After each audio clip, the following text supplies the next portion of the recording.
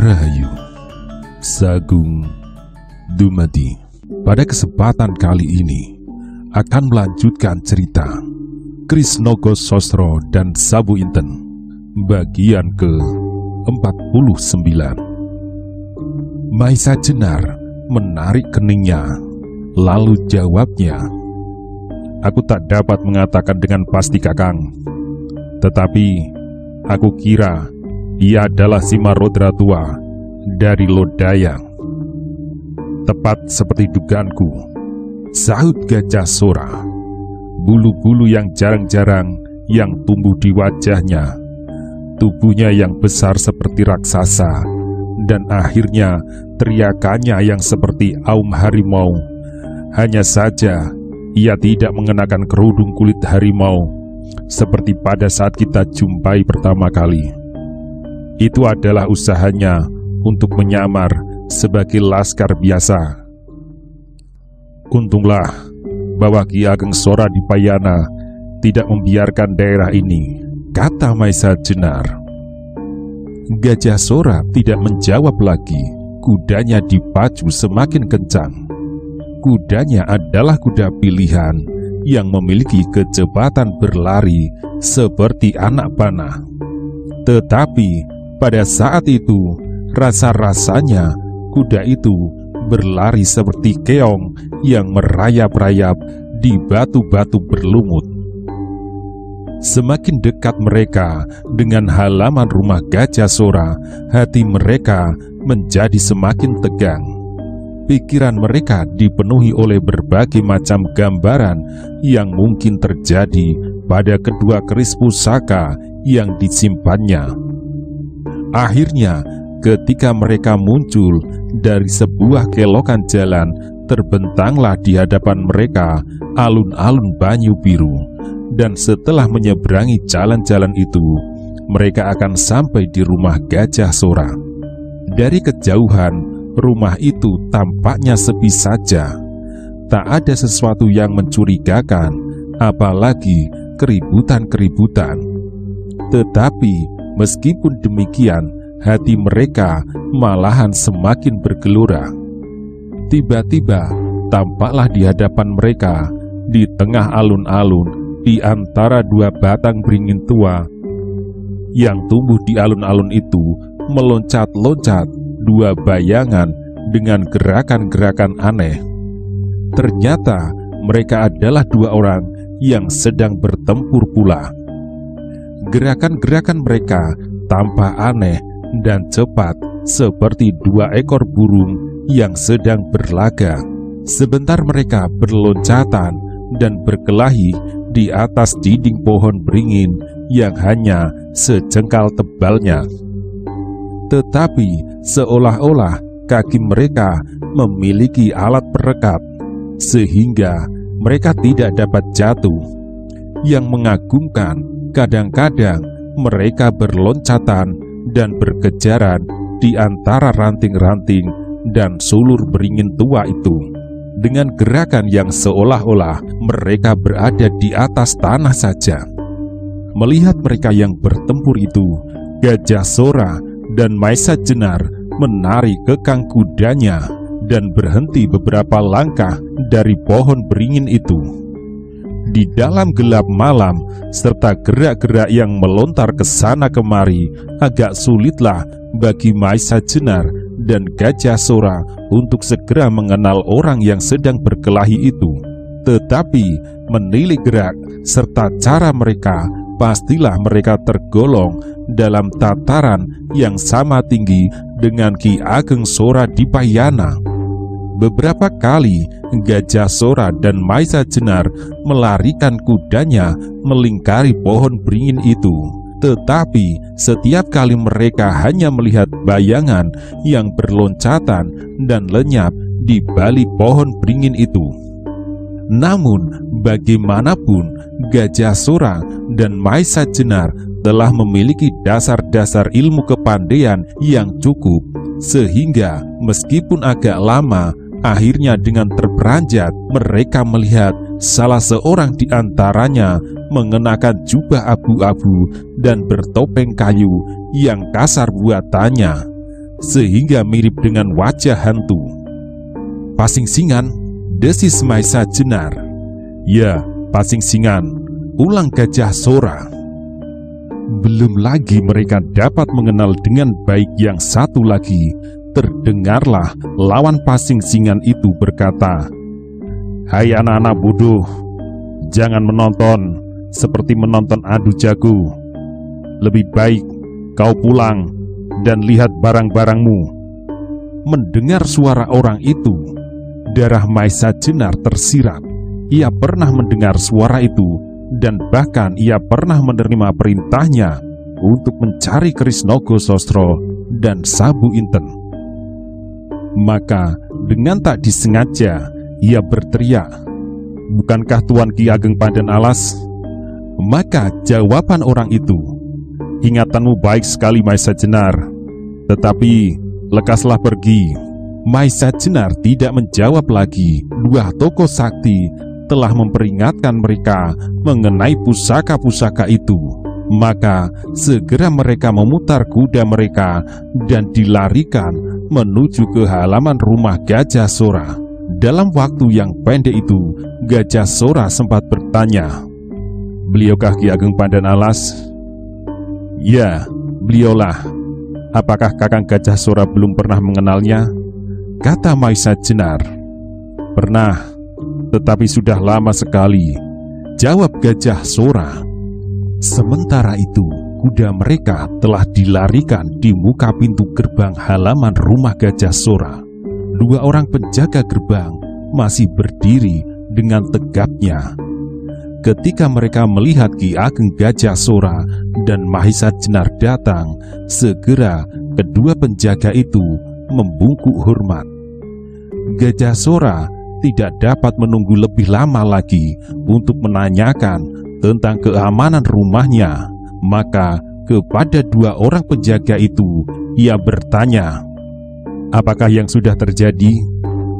"Tidak ada apa-apa Ki Ageng," jawabnya. Mendengar jawaban itu, perasaan Gajah Sora dan Maisa Jenar agak sedikit lega. Tetapi dalam lubuk hati mereka yang paling dalam tersembunyi suatu kebimbangan atas kebenaran keterangan penjaga itu. Mereka berdua seolah-olah mendapat suatu firasat yang kurang menenteramkan hati mereka. Maka mereka berdua segera memasuki halaman dan langsung menuju ke pendopo. Di pendopo itu tampak Wonomerto dan Sawung Rono masih duduk dengan tenangnya.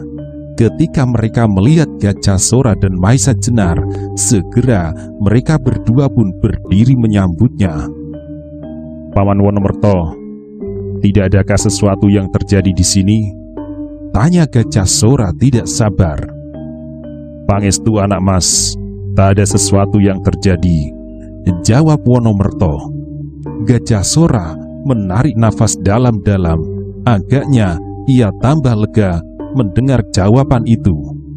Sebab Wonomerto dan Sawung Rono bukanlah anak kecil yang dapat dipermainkan. Di halaman rumah itu masih nampak beberapa orang laskar yang berjaga-jaga berjalan hilir mudik dengan senjata siap di tangan.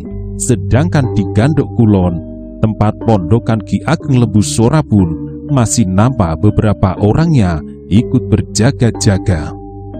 "Bagaimanakah dengan Panjawi?" tanya Gajah Sora pula. "Agaknya juga tidak mengalami sesuatu anak mas. Baru saja Adi Sawung Rono ngelanglang ke belakang rumah, dan di sana Panjawi tampak selalu bersiaga," jawab Wonokerto. "Syukurlah," desis Maisa Jenar. Mendengar semua keterangan itu, gelora perasaan Gajah Sora dan Maisa Jenar terasa agak mengendur sedikit. Setelah mereka mengalami ketegangan perasaan beberapa saat lamanya, memang sulit untuk dapat memasuki halaman itu tanpa dilihat oleh salah seorang pengawal. Sebab dinding halaman Gajah Sora cukup tinggi dan gerbangnya pun terjaga rapat.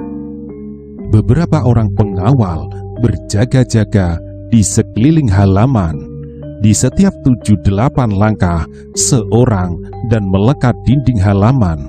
Kalau demikian, maka agaknya peringatan-peringatan yang diberikan oleh Ki Ageng Sora Dipayana maupun Ki Ageng Pandan Alas hanyalah sikap hati-hati dari orang-orang tua saja. Tetapi belum lagi Gajah Sora dan Maisa Jenar puas menarik lafaz lega, tiba-tiba dikejutkan oleh jerit Arya Saloka dari dalam rumah.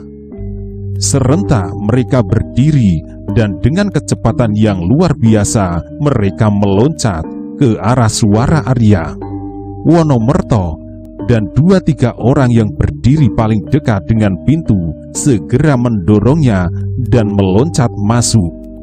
Gajah Sora dan Maisa Jenar rupa-rupanya tidak sabar lagi menunggu Wonomerto yang meskipun geraknya termasuk dalam tataran yang tinggi untuk bergantian masuk lewat pintu yang hanya satu itu. Karena itu, Gajah Sora dan Maisa Jenar dengan kekuatan penuh menerobos dinding gebyo itu sehingga pecah berantakan. Ketika mereka bersama-sama telah sampai di muka ruangan Gajah Sora, rasa-rasanya darah mereka berhenti mengalir. Mereka masih sempat menyaksikan Arya Saloka terpelanting dan terbentur dinding. Seketika itu juga ia terjatuh dan pingsan. Dari mulutnya meleleh darah merah segar. Sedang di tangannya tergenggam erat sebuah tombak pendek yang juga berlumuran darah. Tombak itu adalah tombak pusaka Ki Ageng Gajah Sora yang bernama Kyai Banca, hadiah dari Pangeran Sabranglor yang juga bergelar Adipati Unus. Pada waktu ia mengikuti pasukan Sabranglor itu ke semenanjung Melayu untuk mengusir penjajah Portugis, Kyai Banca sebenarnya adalah pasangan dari pusaka lain yang berupa sebuah bendi. Sedang di muka pintu kamarnya, ia melihat sesosok tubuh yang terhuyung-huyung. Di dadanya tampak luka yang menyemburkan darah. Dalam kejadian yang sekejap itu, melayanglah sebuah bayangan yang hampir tak dapat ditangkap oleh penglihatan, menyambar orang yang hampir terjatuh karena luka di dadanya itu. Maka berpindahlah 2 buah keris yang dipegang oleh orang yang terluka di dadanya itu ke tangan yang menyambarnya. Itulah Kyai Nogosostro dan Sabu Inten.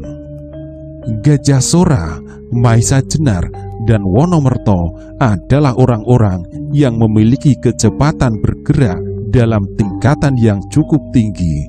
Tetapi terhadap bayangan itu mereka tak mampu berbuat sesuatu. Mereka hanya melihat bayangan itu lenyap lewat atap. Meskipun demikian, Gajah Sora, Maisa Jenar, dan Wonomerto bukanlah orang yang mudah putus asa. Sambil berteriak nyaring, Gajah Sora meloncat memburu bayangan itu, disusul oleh Maisa Jenar dan Wonomerto. Tetapi demikian, Gajah Sora muncul di atas atap lewat lubang yang sama. Bayangan itu lenyap sama sekali. Karena itu, bergetarlah dada mereka bertiga oleh kemarahan dan keheranan yang bercampur aduk. Bayangan itu seolah-olah adalah bayangan hantu yang tiba-tiba muncul untuk menambah keributan di Banyu Biru dan kemudian lenyap seperti lenyapnya asap dihembus angin. Tetapi bagaimanapun cepatnya bergerak bayangan itu, namun ada sesuatu yang dapat ditangkap oleh Gajah Sora dan Maisa Jenar. Bayangan itu agaknya memakai jubah abu-abu. Tetapi Gajah Sora dan Maisa Jenar sama sekali tak dapat melihat wajahnya. Namun demikian, segera perasaan mereka lari kepada Pasingsingan. Orang itu beberapa saat yang lalu bertempur melawan Ki Ageng Pandan Alas di alun-alun. Tak begitu jauh dari rumah itu. Tetapi bagaimana ia dapat berhasil melepaskan diri dari pengawasan Pandan Alas? Maka bergulatlah di dalam otak Gajah Sora dan Maisa Jenar berbagai pertanyaan. Adakah Pasing Singan berhasil mengalahkan Pandan Alas? Pada saat itu, lebih-lebih Gajah Sora yang menyaksikan pusaka simpanannya dan yang telah direbutnya dengan taruhan nyawanya hilang tanpa dapat berbuat sesuatu di hadapannya. Juga anaknya dilukai oleh seseorang yang tak dikenal rumahnya. Seolah-olah di dalam dadanya menyalalah api yang berkobar-kobar dan jauh lebih panas dari api yang menyala-nyala di ujung utara kotanya. Nyala di dalam dadanya ini memancar lewat matanya yang marah berapi-api, giginya gemertak dan bibirnya bergerak-gerak, tetapi tak sepatah kata pun yang dapat terucapkan. Otak Gajah Sora yang cerdas segera dapat meraba-raba apa yang telah terjadi di rumahnya. Rupa-rupanya seseorang telah berusaha untuk mengambil kedua pusakanya, tetapi malang baginya sebab Arya dapat mengetahui perbuatan itu, sehingga anak yang otaknya cemerlang itu mengintipnya dengan tombak pusaka di tangan. Rupa-rupanya pada saat ia keluar dari ruang tidurnya, Arya telah menusuk dada orang itu dengan Kiai Banca. Tetapi meskipun demikian, orang yang sudah pasti bukan orang sembarangan itu dengan sisa tenaganya yang sudah lemah berhasil menghantam Arya, sehingga Arya terlempar dan terbanting membentur dinding. Pada saat itulah datang orang ketiga yang dengan kecepatan seperti cahaya kilat berhasil merampas kedua pusaka itu. Api kemarahan yang membentur dinding perasaan Gajah Sora itu tidak lagi dapat dibendungnya. Karena itu dengan gerak yang seolah-olah tak dikuasainya sendiri, ia meloncat terjun dari atap rumahnya. Dengan tangkasnya ia meloncat sambil berlari, tangannya menggapai tombak pusakanya dan menari dari tangan Arya, langsung keluar halaman dan sekaligus meloncat ke punggung kudanya.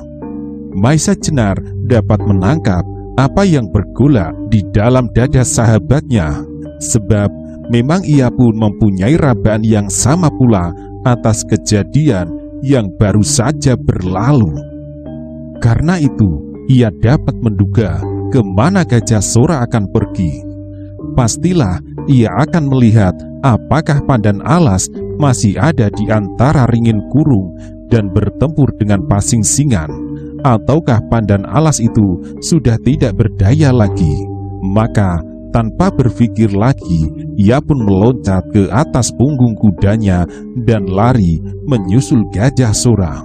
Wonomerto yang meskipun dapat mengambil kesimpulan yang sama atas kejadian yang disaksikannya, namun ia sama sekali tidak mengetahui tentang orang yang berjubah abu-abu yang telah dilihat oleh Gajah Sora dan Maisa Jenar di tengah alun-alun.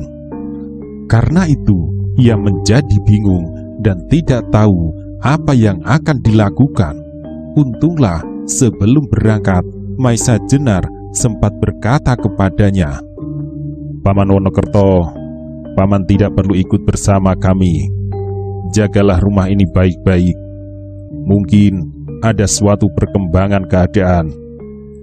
Aduklah seluruh halaman rumah ini, meskipun kemungkinan untuk menemukan hantu itu tipis sekali."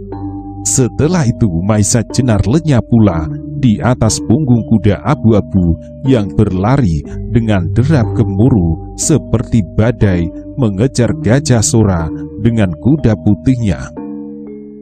Jarak antara rumah Gajah Sora dan pohon beringin yang berdiri tegak di alun-alun yang seakan-akan tidak peduli atas apa yang sudah terjadi di sekitarnya itu tidaklah begitu jauh. Karena itu, dalam waktu yang singkat, mereka berdua telah berhasil mendekati ringin kurung itu.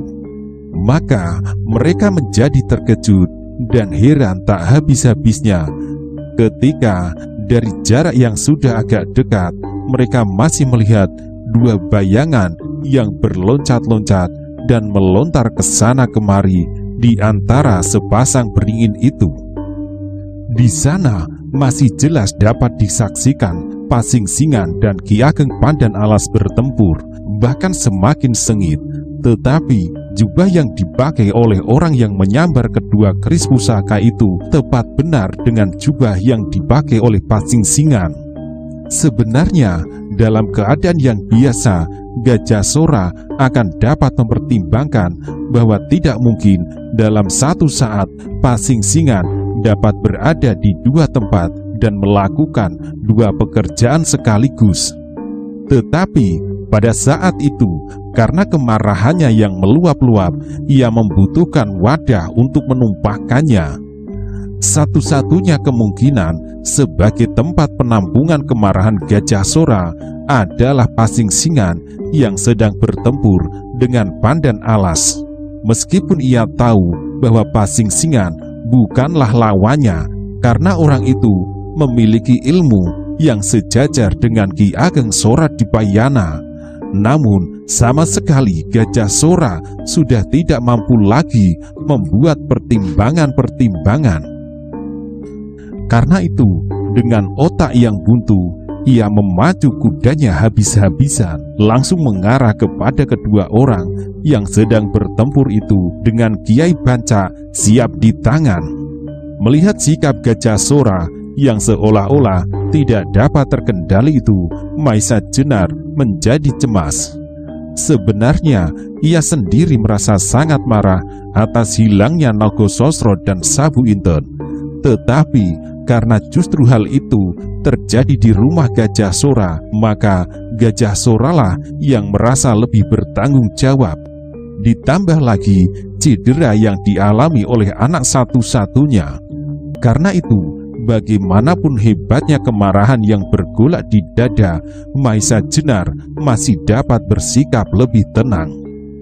Maka segera Maisa Jenar berusaha sekuat-kuatnya untuk memacu kudanya lebih cepat agar dapat menyusul Gajah Sora, untuk mencoba mencegahnya berbuat sesuatu yang berbahaya. Dibungkukannya badannya dalam-dalam sampai melekat ke punggung kudanya. Namun kuda Gajah Sora bukanlah kuda sembarangan. Larinya bahkan semakin cepat seperti angin. Pada saat itu Gajah Sora sudah tidak dapat berpikir lain kecuali menyerang Pasingsingan habis-habisan. Ia sama sekali sudah tidak mempertimbangkan kemungkinan-kemungkinan yang dapat terjadi karena perbuatannya itu. Maka ketika jarak mereka sudah semakin dekat, segera Gajah Sora mengangkat tombak pusakanya, tombak yang jarang sekali keluar dari rangkanya. Tapi kali ini tombak yang ujungnya sudah membekas darah itu seolah-olah menjadi semakin haus dan buas.